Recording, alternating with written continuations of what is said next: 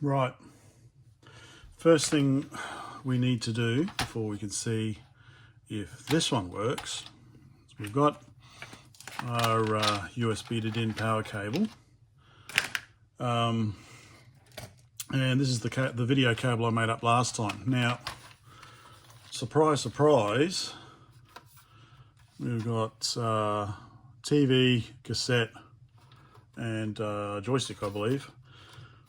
It uses a 7-pin DIN, not a 5-pin DIN for RGB out, you know, just to be different. So I only had 5-pin DINs, so I had to kind of make up that. Anyway, so I do have 7-pin DINs now, plugs. So this, because it's got audio out as well, so I've got a mono socket, and I need some of these plugs. Well, I don't need some, I need a plug, which was down here.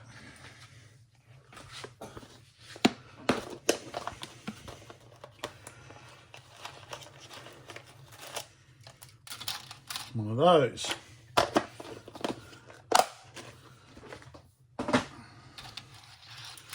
So this will plug into the little GBS8200, and then this will terminate in the 7-pin DIN, and I think I will also have this coming out for audio out because it's there.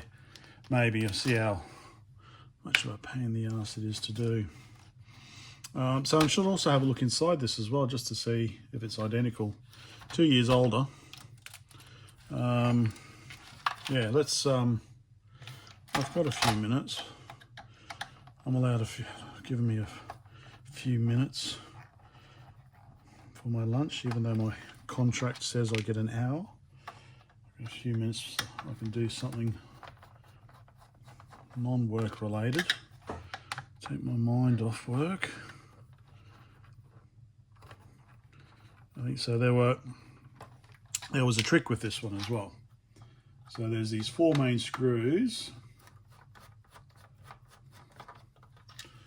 plus an extra screw where the I assume it's a on-off switch, but I think it's the reset.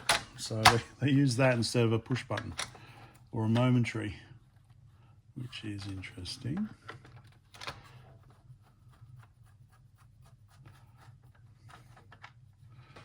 Okay, let's have a look. Oh, that's right, the keyboard. Oh, wow, coloured ribbon cable. Neato. Okay.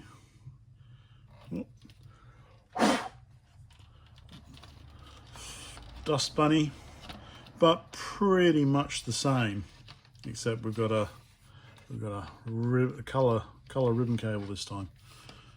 So let's see if it works. Well, once I've made up the cable. Okay, but I probably need to go back to work now. I certainly won't have time to make up the cable. All right, but I'll be back. I do have a little bit of time. So I did, because the pinout on here is wrong, because it's got 5 pins, whereas we've got 7 pins. But I think there's 2 models of the BYTE. There's one that looks like a ZX Spectrum, and then there's this red case one. So I believe this is the 7-pin. This is the one I drew. I believe this is the 7-pin. Looking at it from the back. So I think that's it there. So I should really label these, shouldn't I? Because these have got numbers on them. Yep.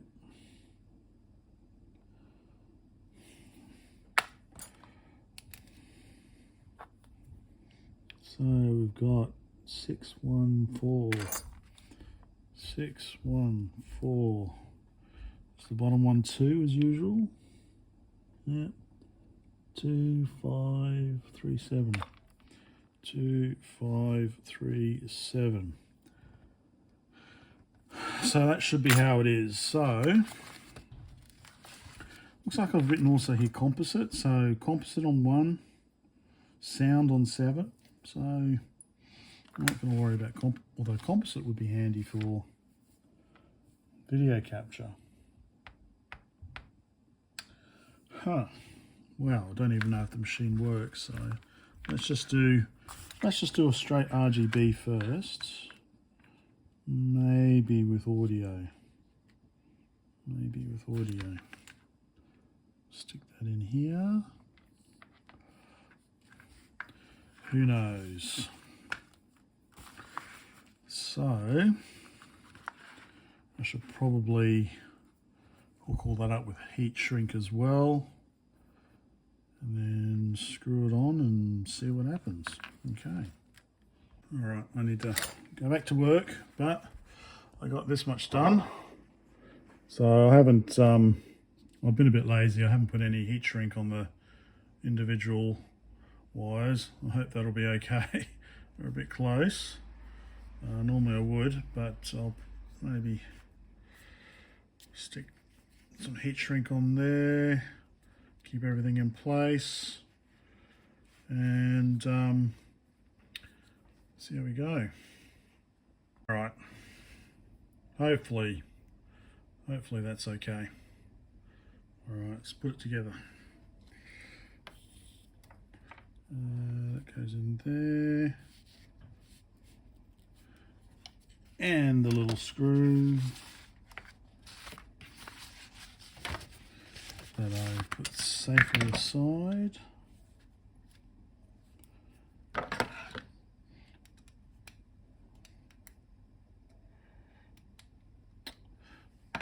that screwdriver, this screwdriver.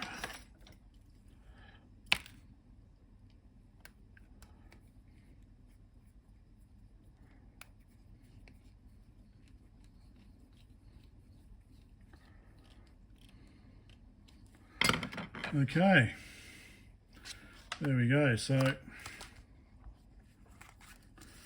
we've got our RGBS cable for the GBS8200, and then we've got our little mono 3.5mm socket for a speaker. See if that works. But I need to go back to work. Oh, I need to desolder this stuff off. I can do this quickly, I think. Maybe. But yeah, I've got to head back to work, so I'll be back later. Okay, it's some hours later. Where did we get up to? I don't remember. I think I was able to finish the RGBS cable plus speaker, but I didn't have time to power it on. So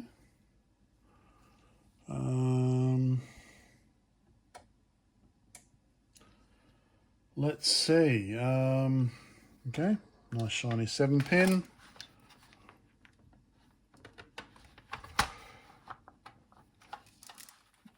Where is it? There we go. Plug her into there. And then we've got our simple 5-volt USB cable here. And then power on the, oh yep, that's power. Oh no, got to plug it in. Okay, let's see how we go. Where is it?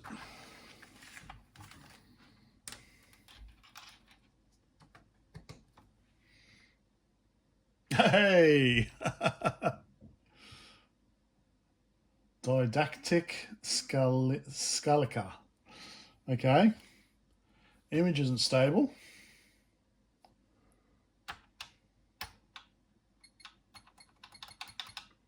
Whoop. Whoop. it's doing something. Let me give you a better bit. Oh, I should try the speaker as well. Oh.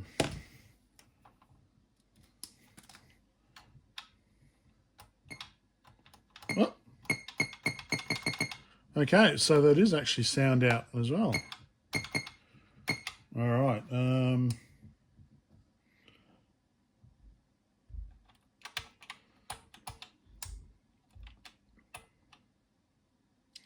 Okay, so that is some sort of reset.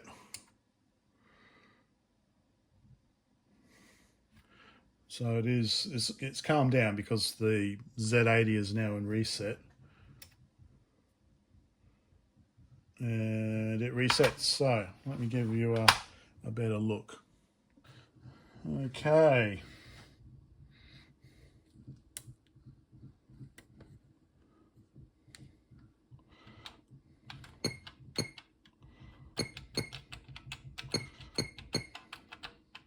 So it is working.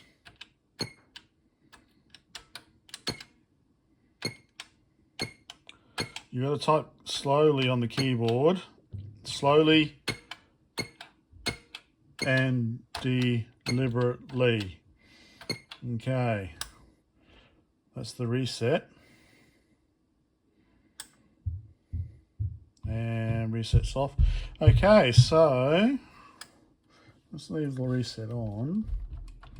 Okay, I wonder if that was what's causing. No, because the other one I've got the reset button completely removed. But I wonder. So that's what we get when we power on with this reset switch left on. We'll turn it off. And yeah,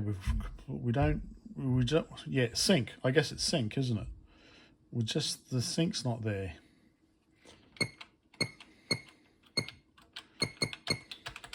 Well, okay, so byte number 2 works.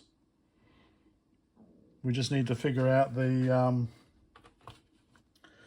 issue with the sync, I guess.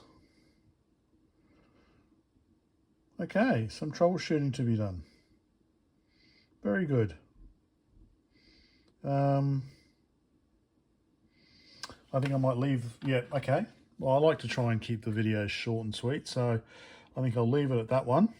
And then I'll continue on with the troubleshooting. Okay. There we go. Exciting, exciting. So maybe there is hope for byte number 2, or byte number 1, I should say. I'll get the EEPROM and stuff soldered back on, and I'll take another look at that. And see if I can pick up any differences as well. Okay, exciting times.